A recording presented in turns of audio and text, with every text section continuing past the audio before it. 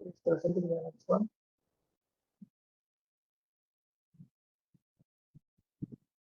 Should I present, sir? Please go ahead.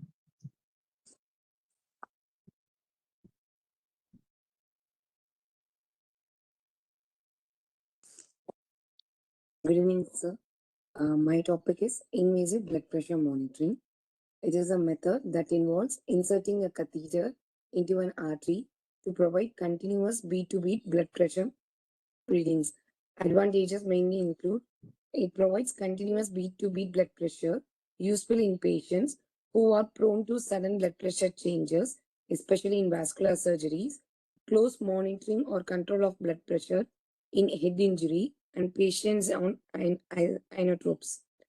It provides accurate blood pressure readings even at very low pressures.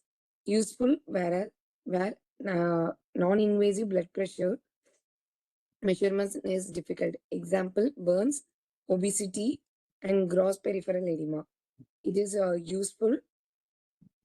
It is useful as it provides multiple times arterial blood sampling for ABG analysis. Intravascular volume status can be estimated from the shape of arterial pressure either by visually or by waveform analysis. Example, by pulse counter analysis system. Disadvantages: it provides as a focus of infection. Local thrombosis can occur as a result of emboli. Brachial artery is avoided mainly as it is an end artery and it has no collaterals. Drugs in arterial line can form crystals, hence results in ischemia of limb. Hence, proper labeling and color-coded tubing is used. Needs expertise and time consuming in shock patients. It is expensive. It requires electrical supply. Sites of cannulation. Its radial artery is mostly preferred since it is superficial and has collaterals. Collaterals can be verified by Allen's test and Doppler probe or pulse oximetry. Allen's test, also known as first closure test.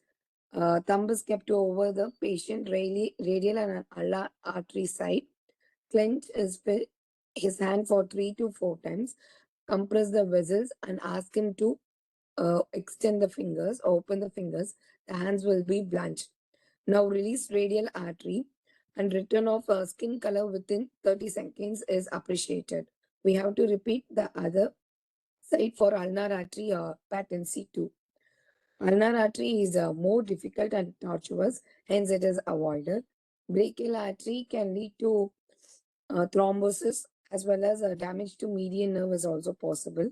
Femoral artery cannulating the femoral artery may lead to pseudoaneurysm. There is an increased risk of thrombosis and we need a longer catheter placement. Dorsalis pedis artery and posterior tibial artery, these two are provide a distorted waveform. Techniques of radial artery cannulation includes direct arterial puncture or by a Seldinger's technique. The position of the diaphragm should be kept for a supine position patient. It should be at the level of mid-axillary line or at the right atrium. For a sitting position patient, it should be kept at the level of the ear.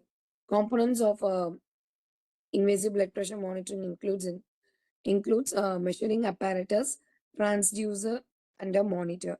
Measuring apparatus include arterial cannula connected to the column of fluid, which contains a normal saline or a heparin saline, and this tubing is connected to a transducer.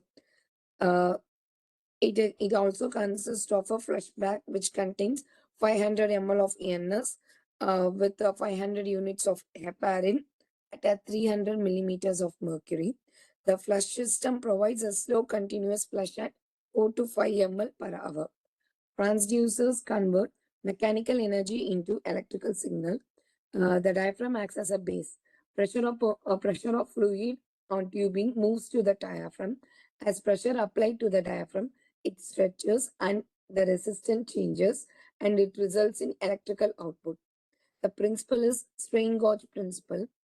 Whenever an object stretch or strain, Sprain gauge attached to it also deforms, causing a change in length as well as cross-sectional area. It results in electrical resistance change. These small changes are measured in Wheatstone bridge circuit, so the voltage output is proportional to the pressure on the diaphragm. The monitor as an amplifier makes a small signal stronger and also has a filter which removes the unwanted signal.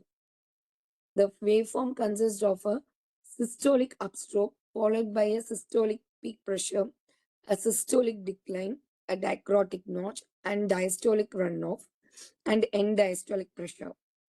The area under the curve is known as a mean arterial pressure, which can be measured by diastolic blood pressure plus one third of pulse pressure. Variations during the respiratory cycles um, indicates hypovolemia. The sources of error would be hydrostatic error, sudden change in blood pressure as position of transducer is not properly adjusted. It can be eliminated by re-zeroing multiple times. Whip effect is mainly seen in intracardiac catheters. Oscillation of the free tip of catheter in whip-like fashion, overdamping, underdamping, thrombi or air in the tubing. Wash plus flushters is a bedside test for determining the damping and natural frequency. Damping is measured by it's an amplitude ratio of the first pair of resonant waves after the release of the flush, like a ratio of small wave divided by the high wave. Damping is the tendency of the fluid in uh, in the system to extinguish the motion. The optimal damping would be 0.6 to 0.7. Critical damping is at 1. Over dampers if the value is more than 1. Under dampers if the value is less than 1. Overdamp, in overdamped, dichrotic notch will be lost. It will be under systolic blood pressure and over diastolic blood pressure. Under damped, the damping value will be less than 0.7. Over reading of systolic blood pressure and under reading of diastolic blood pressure. The factors causing overdamping mainly includes uh, many three-way traps, bubbles or clots in the tubing system, vasospasm, narrow longer tubing, and kinks in the cannula tubing. Leveling like every 10 centimeter error, error in the level results in 7.4 millimeters of pressure difference. Just completed my first topic, sir. You go ahead with it. Okay, sir. My second topic is about HELLP syndrome. It is first discovered by Weinstein in 1982. It consists of hemolysis, elevated liver enzymes, and low platelet count in women with eclampsia or preeclampsia. Incidence is 4 to 12% in preeclampsia, 10% in non-preeclamptic patient also. The diagnosis is mainly by a group of symptoms and lab investigations. Hemolysis, bilirubin level more than 1.2 milligram per ddl, abnormal peripheral smear, elevated liver enzymes, LDH more than 600 units per liter, AST or SGOT more than or equal to 7 international units per liter, and there will be low platelets less than 1 lakh. Pathophysiology is there will be inciting agents like vasospasm or large volume of fetal or decidual cell load, resulting in vascular endothelial damage, leading to platelet aggregation as well as platelet consumption, and there would be fibrin activation and selective organ ischemia, resulting in multi-organ damage. Clinical features before 36 weeks of gestation, that would be headache, um, nausea, vomiting, blurring of vision, epigastric pain, or right upper quadrant pain, bleeding in the gut region or in the hair retina, edema with a mild or a moderate proteinuria, mild hypertension, acute renal failure with oliguria. Lab investigations include platelets would be less than 1 lakh units, 1 lakh thousand, less than 1 lakh. LDH will be more than 600 international units. AST would be more than or equal to 70 international units, and there would be increased creatine phosphokinase. The creatinine value will be more than 1 milligram per DL.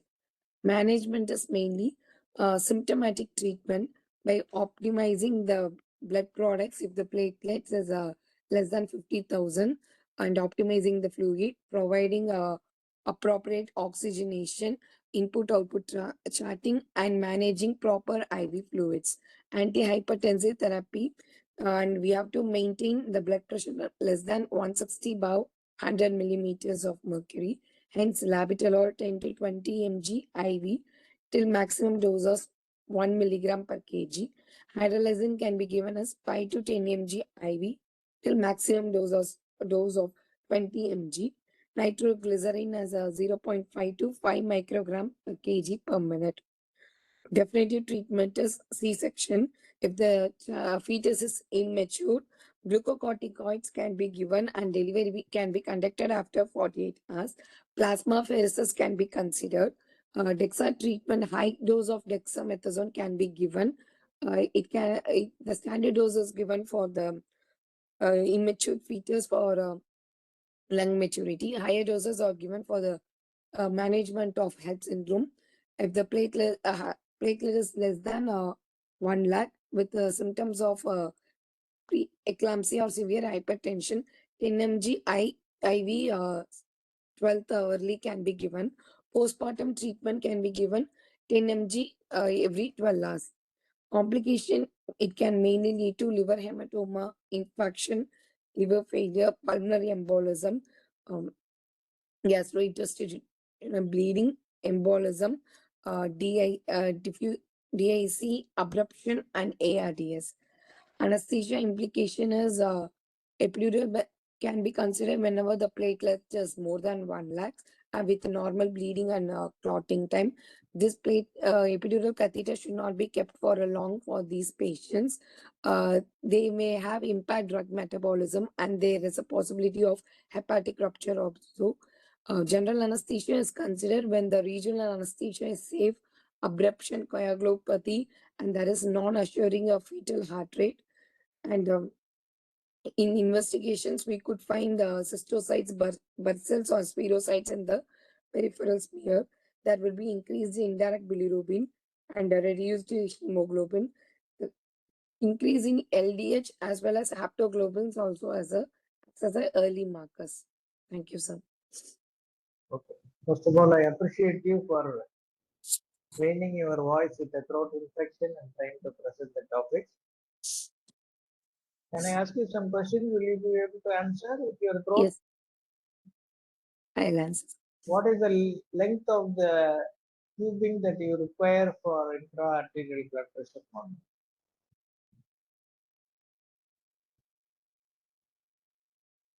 What should be the diameter of the tube? Supposing you don't get the regular tubing, can you use an IV set tube as a bridge between the transducer and the pressure bag? Any of those post-BA students who have used for masters in intra-arterial monitoring? Can you answer?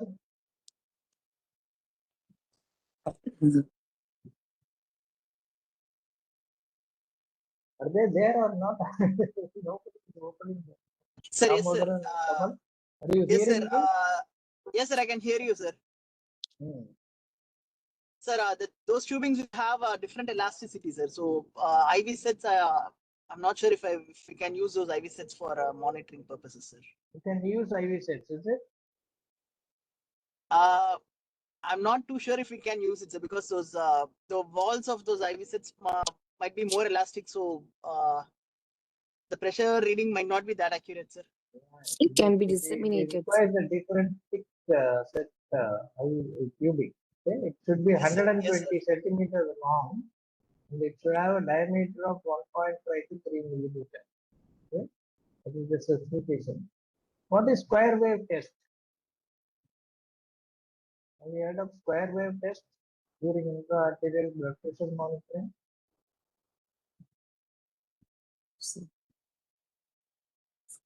Dr. Kamal, Dr. Damodaran, do you do the square wave test?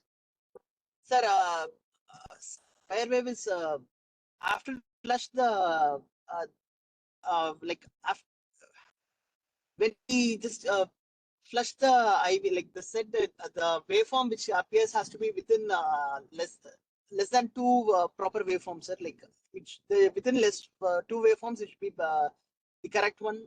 Is that the square wave test, sir? It occurs automatically, is it? Yes, sir.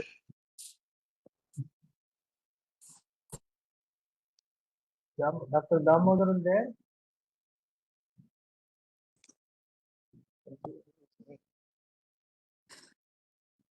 Okay. Yeah, without wasting time, I will go to show my slides and see whether we can.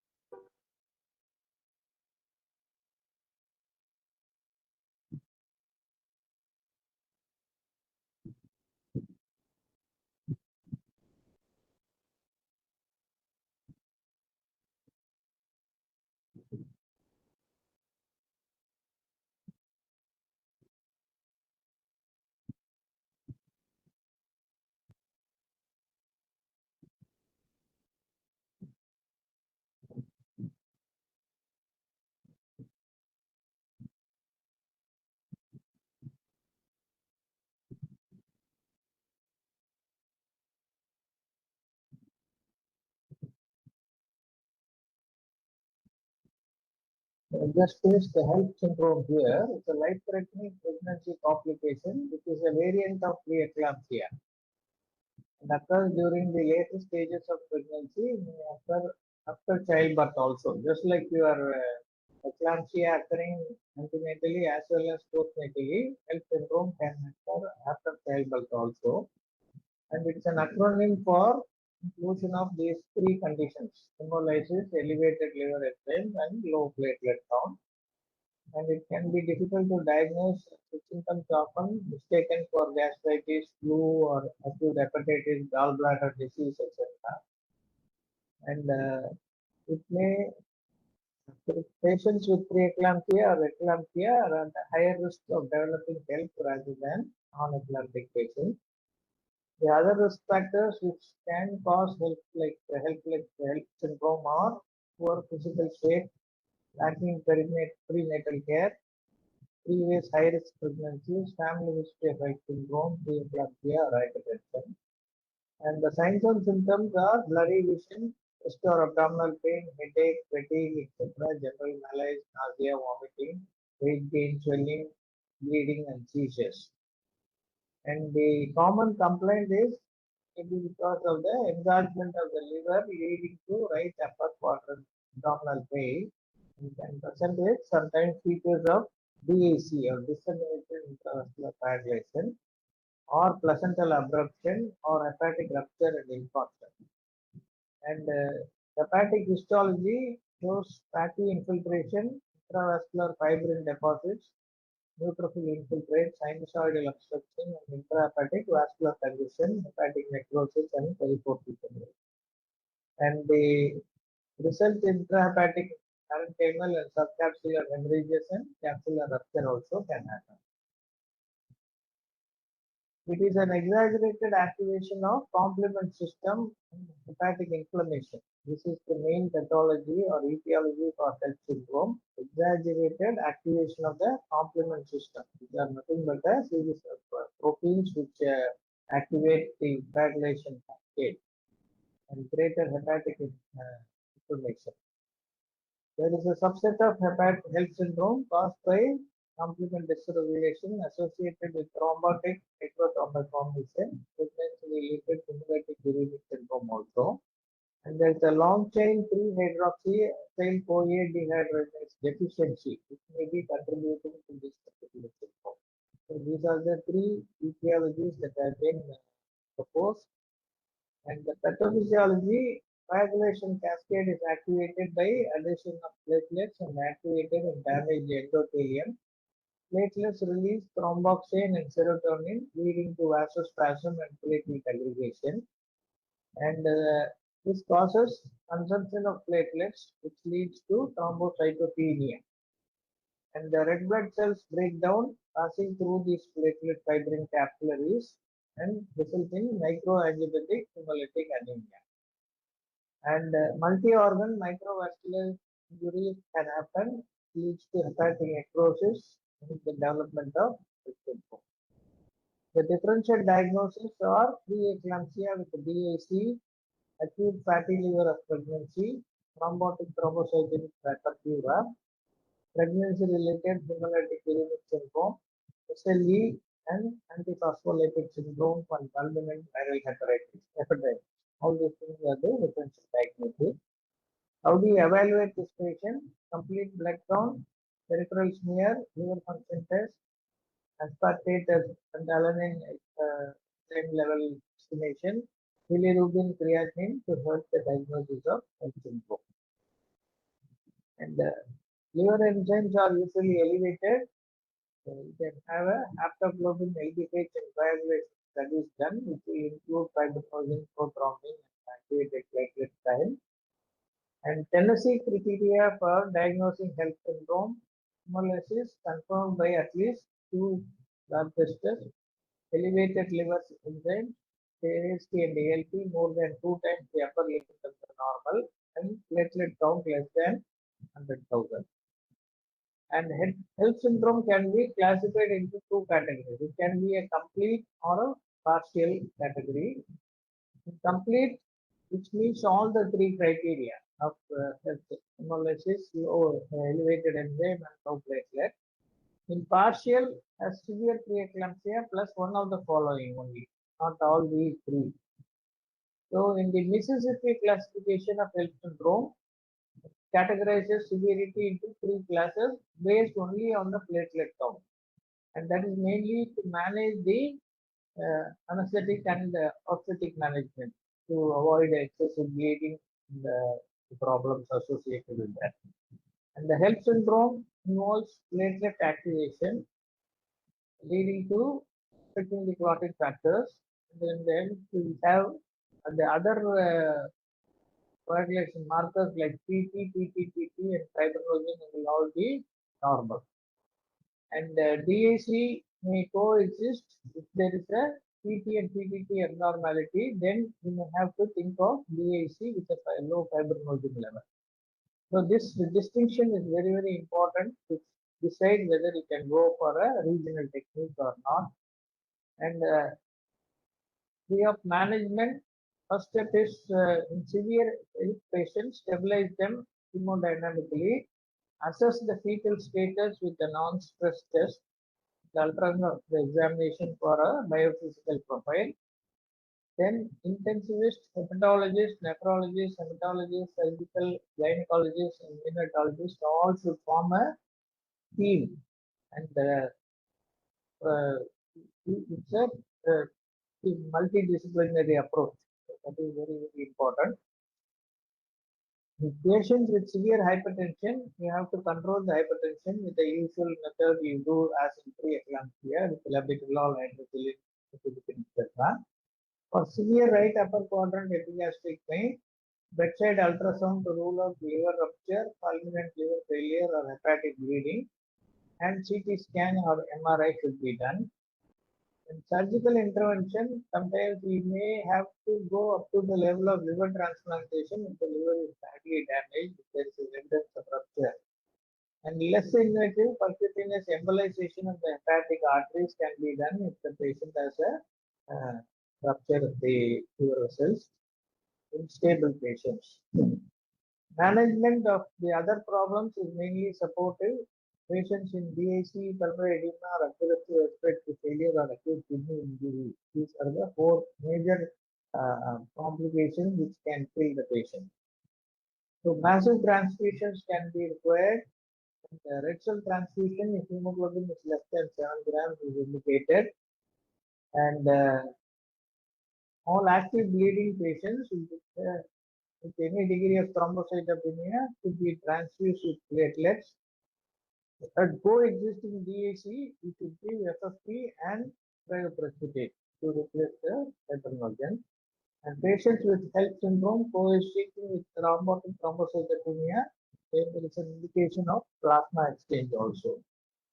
And magnesium sulfate will be initiated as a part of the treatment because preeclampsia they may throw a fit at any time to prevent maternal seizures. And WHO recommend 4 doses of intramuscular IM dexamethasone, 6 mg 12 hours apart, or 2 doses of intramuscular betamethasone 12 mg 24 hours apart if gestational age of the baby is less than 34 weeks or lung maturity. And GA carries a significant risk of maternal death due to upper airway edema, exacerbation of hypertension, failed intubation and aspiration. And neuraxial anesthesia carries a significant risk of epidural hepatoma due to bleeding from the epidural veins, consequently paraplegia. So these are the cons or contraindications for these two techniques, but we have to manage. So individualization of care is desirable. Choice of anesthesia is based on the maternal condition and laboratory parameters. So the flow chart that you can do is preeclamptic parturient with platelet count less than 130,000. Coagulation tests are done. If it is normal, then see whether it is platelet count of 3 different categories. The necessity criteria.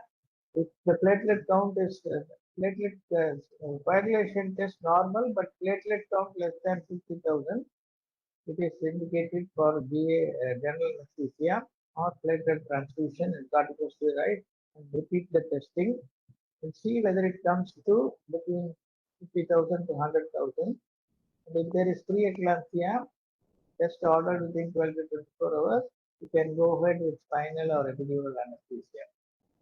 And if it is a classical HELLP syndrome, test ordered within 4 to 6 hours, means if it is okay up to 52,000, you can still go with a single shot spinal and avoid epidural because the chances of hematoma are more with epidural because of the larger size of the needle. So you can go for the smallest size spinal needle and give. And the count if it is more than 100,000, definitely you can go for this spinal or epidural. So when the platelet count is 50,000, preference is general anesthesia. And common neonatal risk in these cases are prematurity, intrauterine growth retardation, neonatal thrombocytopenia, fetal distress, etc. And neonatal consideration, mother has HELLP syndrome between 27 to 34 weeks of gestation. Termination of pregnancy is based on the severity of HELLP syndrome and risk to the mother's life. So mother's life takes priority over the baby's life. So if it is a premature baby between 27 to 34 and mother has a liver rupture and liver hematoma, termination is indicated definitely. If the HELLP syndrome is mild, pregnancy may be allowed to continue with monitoring the mother and the baby. That is why the classification of partial and complete HELLP syndrome is very, very important. And in cases of partial HELLP after 34 weeks, normal delivery can be even permitted with labor analgesia. So these are the 3 categories of patients you have to explain in your answer. One is the premature baby with a severe HELLP syndrome, mother's life at risk, termination. If the child is mother's life is not at risk, can allow the pregnancy to continue, and then if it is a partial HELLP syndrome, you can even do a normal vaginal delivery as labor analgesia. So these are the management.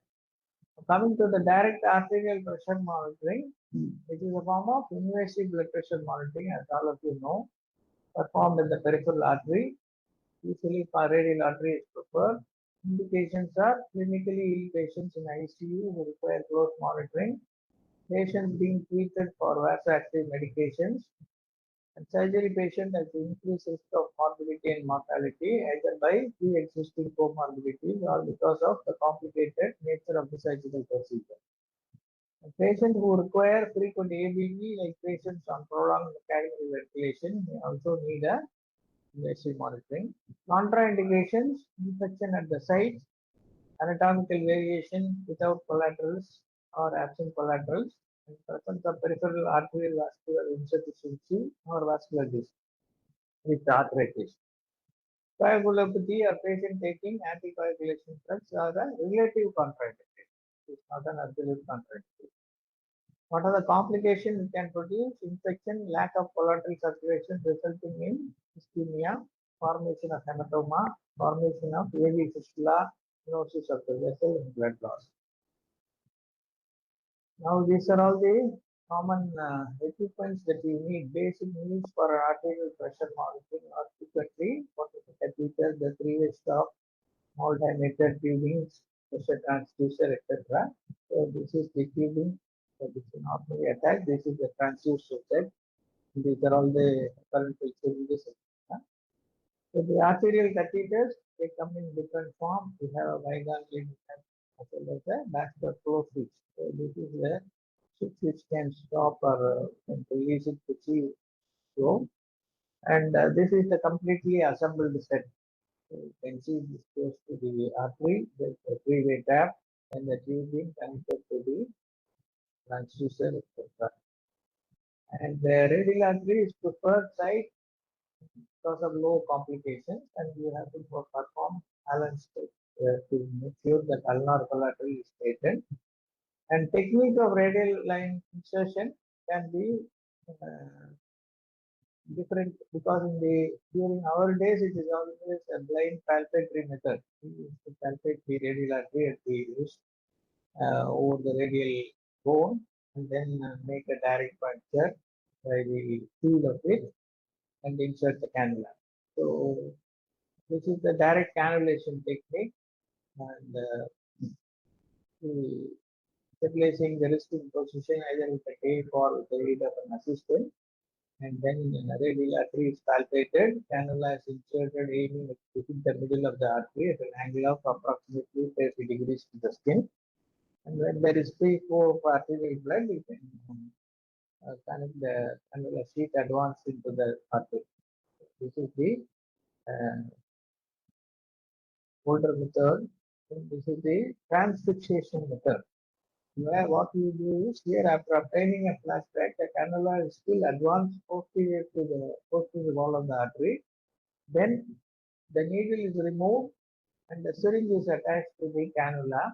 Now there won't be any flow because we have punctured the posterior wall also.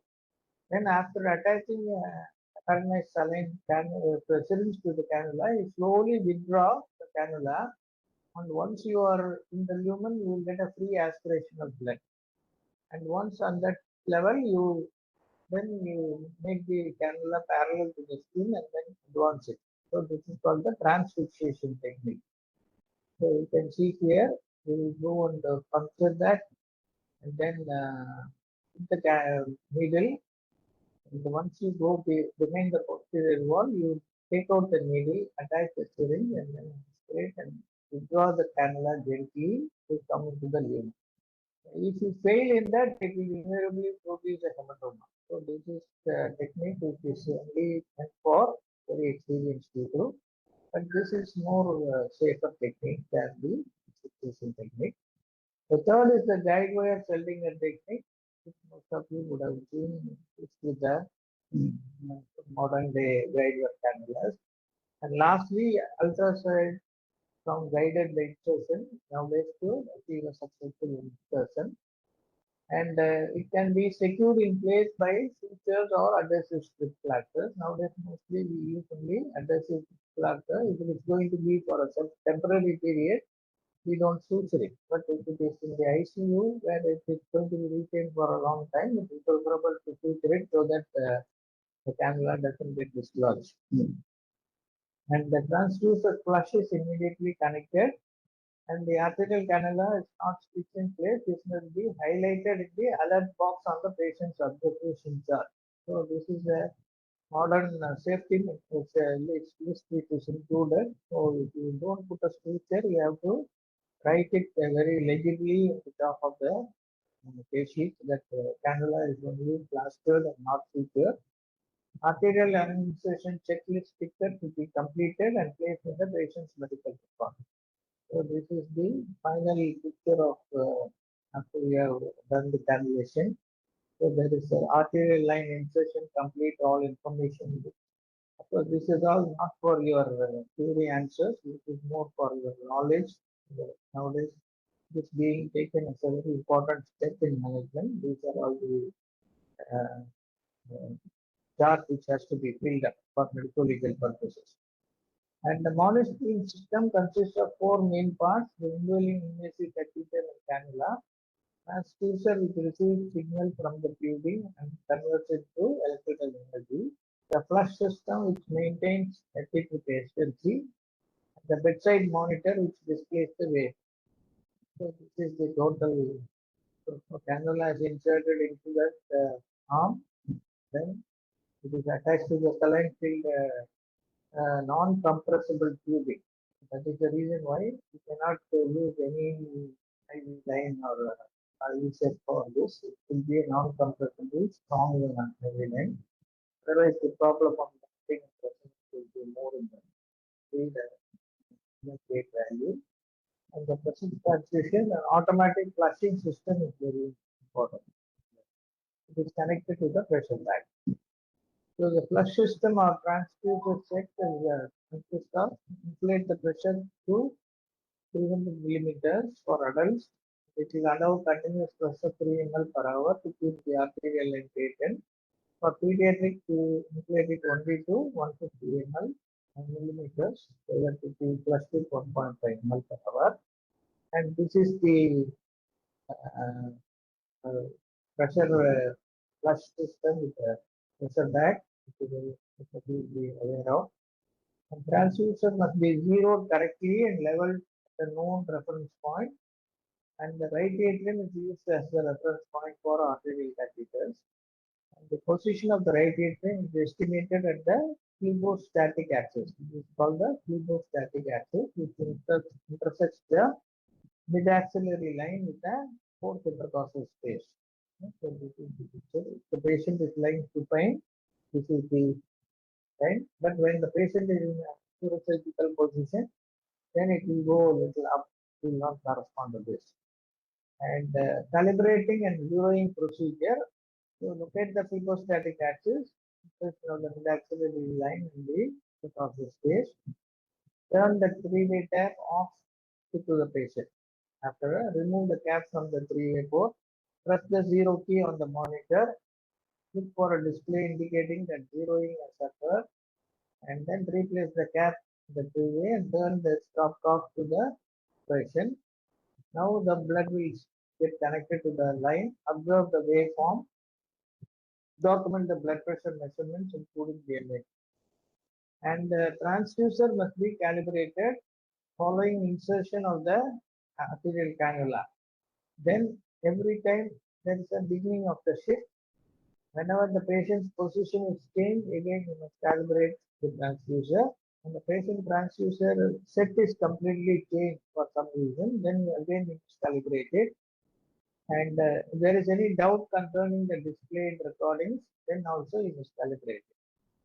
Now, what is the feature of a normal arterial waveform? It begins with a sharp rise, and the rise represents the ejection of blood from the left ventricle. The rounded top represents the systolic blood pressure. The force of contraction diminishes and the pressure then drops. And slight upward swing will happen as the pressure is dropping, which is referred to as a dicrotic notch. And the downward slope at the end of the will be the diastolic phase. And the area under the curve is the mean arterial. So this is the normal picture. All of you will be familiar with. The systolic ejection goes up, which is the systolic pressure. Then as it comes down, there is a small upswing, which is the dicrotic notch, and the diastolic phase is the normal arterial pulsation. Now, waveform morphology will vary depending upon the site of insertion. So arterial line, this waveform usually you see with the radial artery. When the insertion is farther away from the aorta, there will be a taller systolic peak, and there will be diachrotic notch which goes down further, lower and will be the diastolic pressure, and the later arrival of the pulse will be there. So you can see the various shapes of arterial waveforms from dorsalis pedis, because it is the farthest away from the heart. You can see the systolic peak is very high. The radial artery comparatively smaller, femoral still higher, and brachial artery will be first, and aorta will be the smallest systolic peak. So that is how it is formed.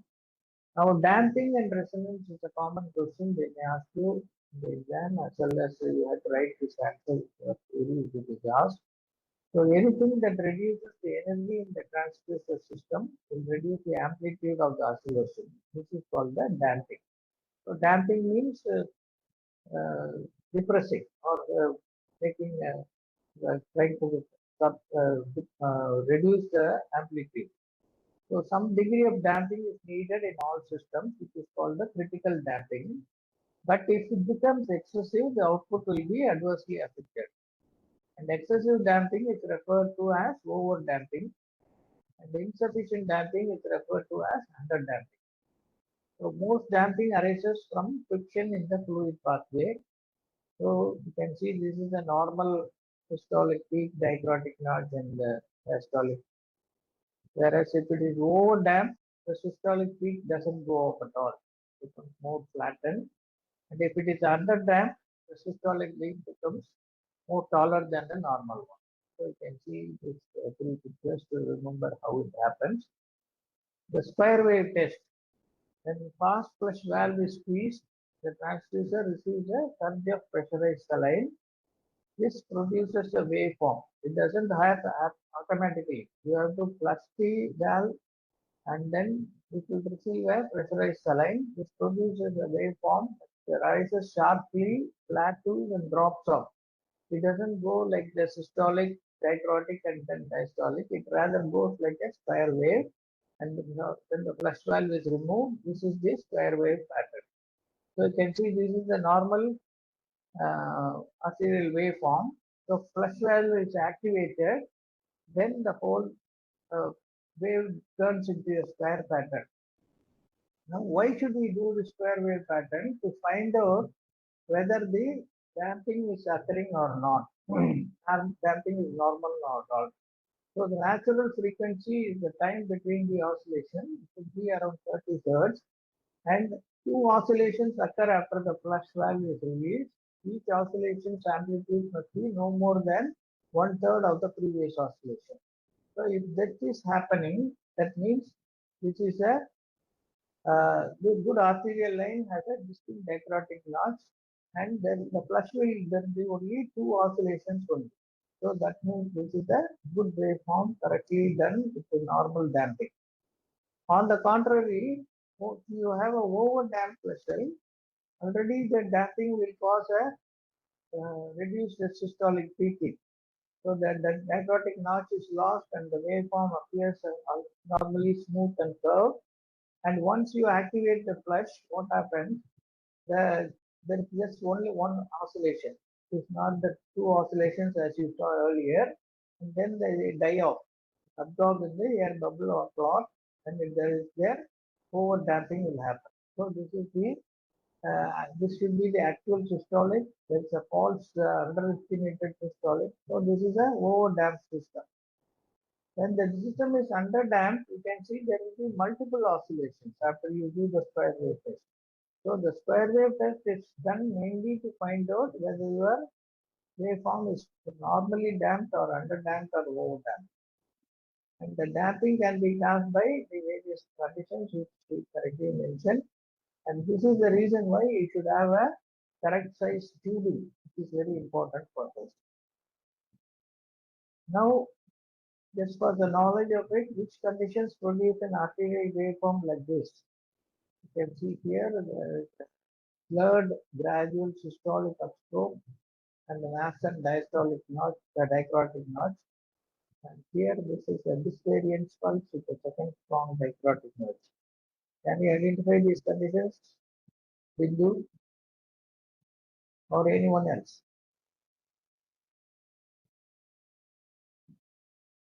Atrial fibrillation, sir.